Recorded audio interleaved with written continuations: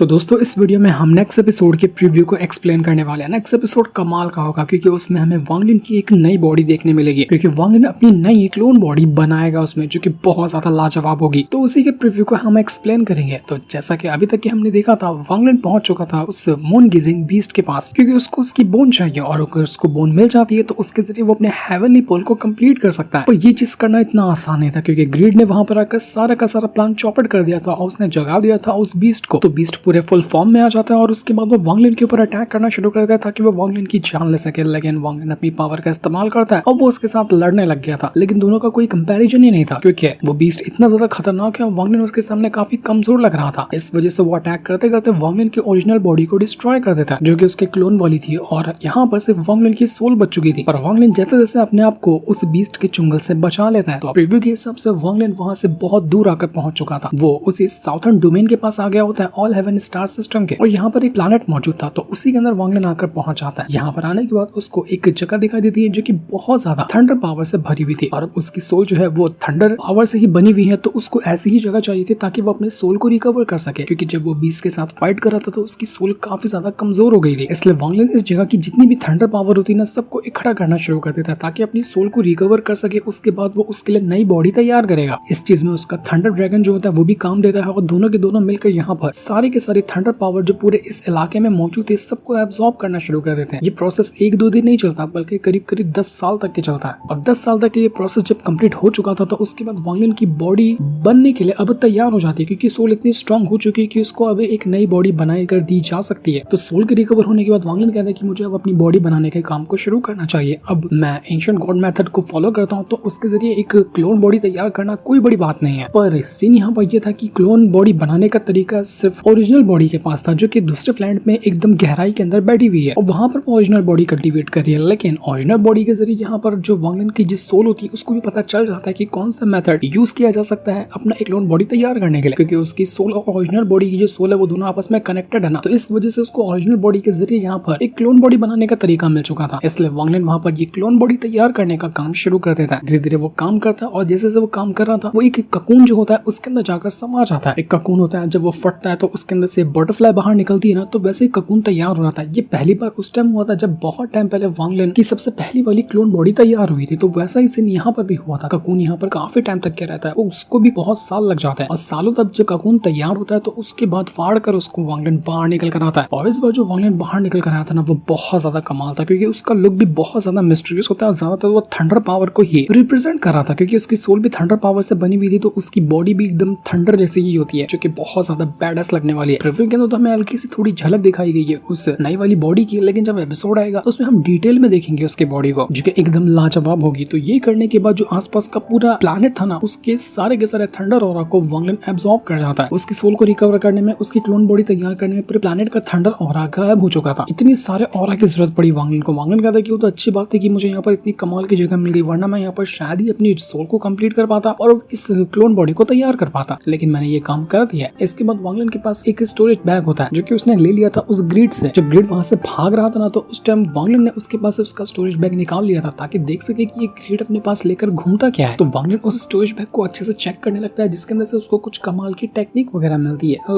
इसमें से ज्यादातर जो टेक्निक थी उसके अंदर कोई भी सोल मार्क नहीं लगा हुआ था उस ग्रिड का। मतलब अगर किसी टेक्निक के ऊपर सोल मार्क लगा रहे तो उस टेक्निक को सिर्फ वही इंसान इस्तेमाल कर सकता है जिसके सोल मार्क लगा हुआ होगा। पर जब यहाँ पर उस मून गिजिंग बीस्ट ने ग्रिड के ऊपर अटैक किया तो उसने अपनी सारी टेक्निक इस्तेमाल कर ली थी। इस वजह से उसकी सारी टेक्निक के ऊपर जो उसका सोल मार्क था वो गायब हो गया था। तो वांग लिन के लिए ये आसान है गया था कि अब वो किसी भी टेक्निक का इस्तेमाल कर सकता है जो भी उस स्टोरेज बैग के अंदर हो। लेकिन वांग लिन अभी इस चीज को करने का डिसाइड नहीं करता, क्योंकि न जाने वो टेक्निक किस तरह की इस्तेमाल करता है वो ग्रिड, कहीं उससे उसको नुकसान ना हो जाए वांग लिन को। तो इसलिए वो टेक्निक को अपने पास तो रख लेता है, लेकिन अभी वो उसको ढंग से इस्तेमाल नहीं करता। वांग लिन के अपने 3 छोटे टास्क उसने बनाया था कि पहले वो सोल को कंप्लीट करेगा, उसके बाद रिफाइन करेगा उस मून गिजिंग बीस्ट की बोन को, और उसके बाद वो कंप्लीट करेगा अपने हेवनली पर्ल को, जिसमें से वो 2 काम तो कर चुका था, बस बाकी था हेवनली पर्ल को कंप्लीट करने का। तो यहाँ पर वांग लिन जो बोन को लेकर आया था वो उसकी पावर को एक्टिवेट करने लग जाता है। वो बोन को रिफाइन कर रहा था ताकि उसके जरिए उसका जो हेवनली पर्ल है वो उसको कंप्लीट कर सके। जैसे ये काम हो रहा था, बोन की जितनी भी स्पिरिचुअल एनर्जी होती है वो हेवनली पर्ल के अंदर जाने लग जाती है, और जैसे जैसे वो पावर उसके अंदर जा रही थी, हेवनली पर्ल पहले से तो ऑलरेडी पूरा कंप्लीट हो चुका है। उसके अंदर 5 एलिमेंट की पावर है। वांग लिन ने अब तक के 4 एलिमेंट को कंप्लीट कर दिया था, लेकिन सिर्फ मेटल एलिमेंट जो था वही बाकी था, जो कि अब यहाँ इस बोन के जरिए कंप्लीट हो रहा है। तो जैसे जैसे यहाँ पर ये काम हो रहा था, जैसे जैसे वो बोन कंप्लीट तरह से खाली हो रही थी उसकी एनर्जी से और वो जा रही थी उस हेवनली पर्ल के अंदर, तो पर्ल के अंदर से ऐसी पावर बाहर निकल कर आ रही थी कि पूरा आसमान का रंग ही बदल जाता है और हर तरफ एक पर्पल एनर्जी फैल चुकी थी। ये पर्पल एनर्जी इतनी स्ट्रॉन्ग थी कि अगर इस प्लैनेट के दूसरे कोने में भी कोई बैठा होगा ना, उसको भी नजर आ जाएगी ये पर्पल एनर्जी। इतनी डेंजरस ऑरा उस हेवनली पर्ल के अंदर से बाहर निकल कर आया था जब वो हेवनली पर्ल कंप्लीट हुआ था। तो यहाँ तक कि वांग लिन की जो क्लोन बॉडी होती है वो और जो भी उसके बीस्ट वगैरह थे सब लोग अपने आप को छुपा लेते हैं, क्योंकि वो ऑरा इतना डेंजरस था कि अगर उसके सामने कोई खड़ा हो जाए ना तो ऑरा सच में उसको डिस्ट्रॉय करके रख देगा। एक पल को तो वांग लिन भी घबरा जाता है कि बाप रे, ये है क्या जिस मैंने पहली बार इस हेवनली पर्ल को कंप्लीट किया है और अब पहली बार देख पा रहा हूँ कि इसको कंप्लीट होने के बाद ये करता क्या है।